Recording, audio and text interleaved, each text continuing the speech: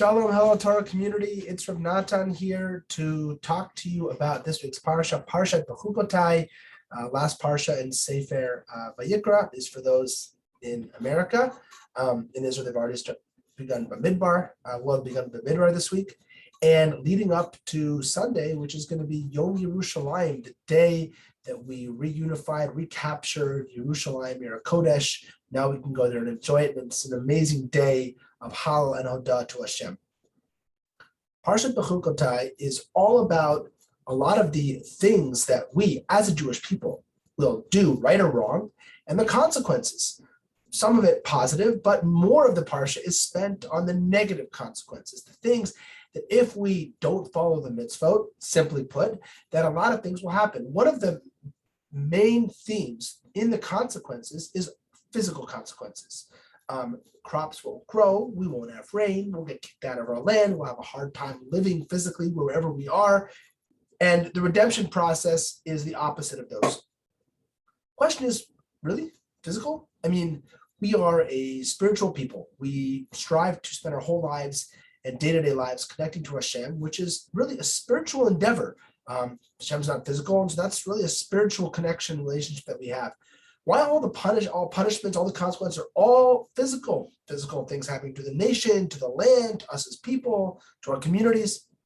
So one answer that I don't love, but I'll share it here in order to share a better answer, is that of the Rambam. The Rambam says that really what's going on here, Hashem is rewarding us for doing mitzvot by making our physical lives easier so that we could do more mitzvot and ultimately achieve the real reward, which is Olam Haba, the world to come.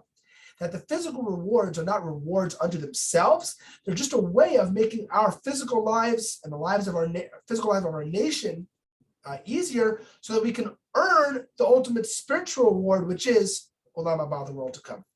Rav Soloveitchik has a different twist on this, which I connect to more, and I want to share with you now, which is that the physical consequences, both positive and negative, to the things, the actions we perform in this parsha, are meant to teach us a fundamental lesson, which is that we as Jews do not escape the bounds and run away from the bounds of physicality in this world for the eternal world, for something beyond this world.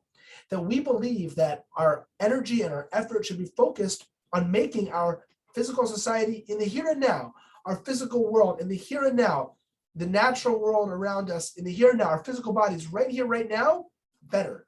Through Kedusha, through bringing Hashem into our lives. That to say that all those things don't matter because ultimately I'm achieving something spiritual and I can, trash the ground around me or the physical world of nature or my physical body, or it doesn't matter how I contribute to my physical society because ultimately I'm just focused on Hashem, spiritual, and I'm achieving something greater.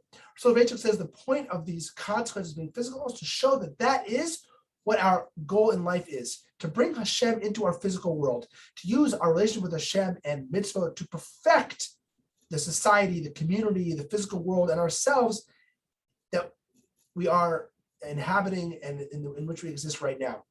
And so this brings about an idea of Rav Kook that I think connects to our lives and to Yerushalayim, Yom Yerushalayim coming up on Sunday. One of the great things about Am Yisrael's return to Eretz Yisrael is that when we're in Galut, when we're in exile, we're essentially a spiritual people. Perfecting our societies and our communities is a lot more solely focused on us as Jewish people. We focus on Hashem, we become more insular. When you move to Israel, you can't just be insular and be spiritual and just focused on that. You have to build the land, you have to build buildings, you have to build societies, you have to build governments, you have to get involved in the physical life.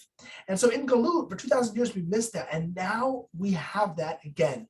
And now the incredible holiness of our relationship with Hashem is just a spiritual thing, which maybe in Galut over the years we've been doing, but now it's physical and it's bringing that holiness into our physical lives in a whole new way. So the message of this parsha, to sum it all up, is that we should realize that Hashem rewards us with physical things as a nation. Why? Because that's the focus of our lives, to bring Hashem, Kedusha, and a relationship with Hashem into our physical world here and now and perfect it in that way, whether it's in Galut or in Eretz Yisrael. Shabbat Shalom.